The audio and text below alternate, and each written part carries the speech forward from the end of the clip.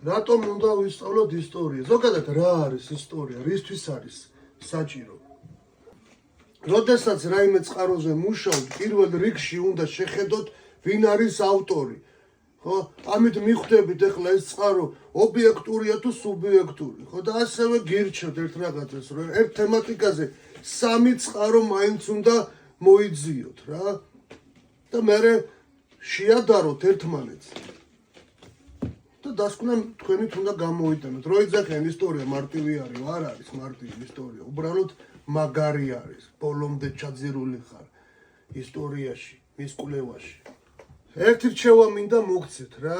როდესაც რაიმე მასალას ამუშავებთ, ან წყარო იქნება ნებისმიერ, ყოველთვის დასვით შეკითხვა რატომ და რისთვის.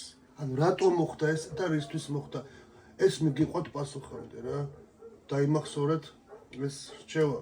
მეც მირჩიეს ძალიან მაგარმა ხალხმა რა.